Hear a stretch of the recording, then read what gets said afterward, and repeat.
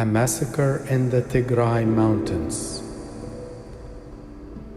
A voice is heard in Tigray, weeping and great mourning, survivors lamenting for their loved ones and refusing to be comforted because they are no more. Adapted from Matthew 2:18.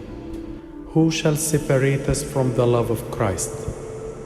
Shall tribulation or distress, or persecution or famine, or nakedness, or peril, or the sword? No one can separate us from the love of Christ. Now, lift up your eyes to the mountains of Tigray.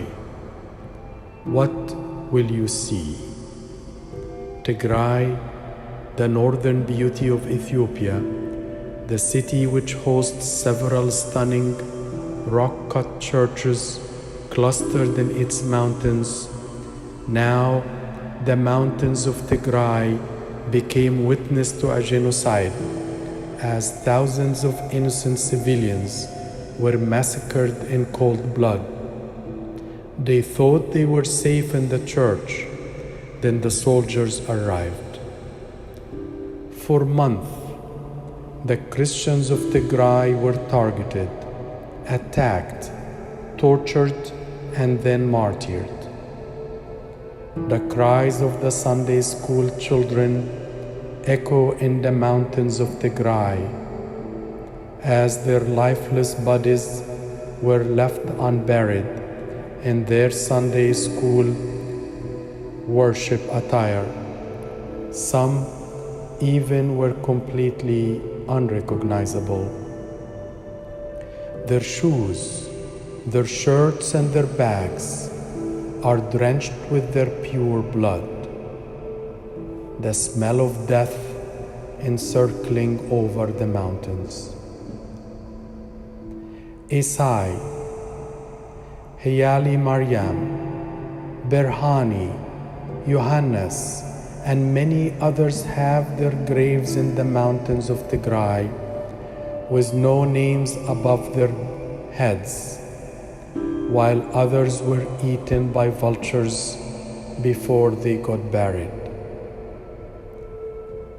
As we read in the book of Revelation, when he opened the fifth seal, I saw under the altar the souls of the priests, older men, mothers, and even entire families who had been slain for the word of God. And they cried with a loud voice, "How long, O Lord, until you judge and avenge our blood from those who dwell on the earth?" This all too similar scene was also witnessed in November 2020 in the sacred, beautiful city of Axum, which is presumed to house the Ark of the Covenant. Locally known as the Feast of Tabut Tisyan, the congregants remember and celebrate the most precious gift of the Old Testament. In what was supposed to be a very joyful day in Axum turned into a massacre.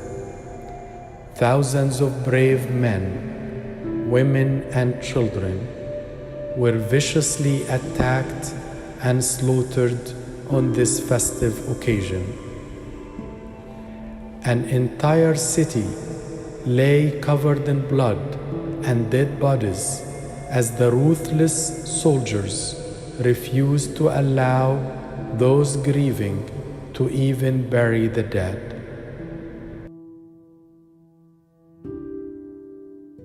As Saint Ignatius, 3rd century bishop of Smyrna and martyr, said, "Allow me to become food for the wild beasts."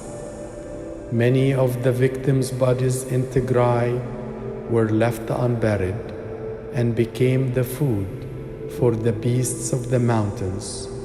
As Saint Ignatius continues saying, "I am the wheat of God and shall be ground by the teeth of the wild beasts to become Christ's pure bread. Daughters of Ethiopia, rejoice, because your fellow citizens of Tigray have become your intercessors before the throne of God. Daughters of Ethiopia, rejoice, because the Tigray victims are now the new 21st century martyrs, whose pure blood will strengthen the faith of Christians in Ethiopia.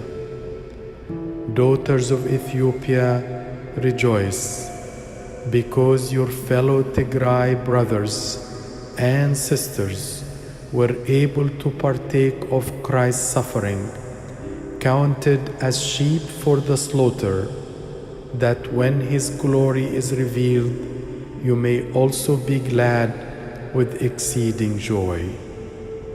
The blood and the flesh of the Tigray martyrs, integrated with the soil, will forever enrich the faith of this great country for many generations to come, and be transformed to be a Christian pillar of orthodoxy. Now, lift up your eyes to the mountain of Tigray. A massacre in the mountains had occurred, and God is the witness.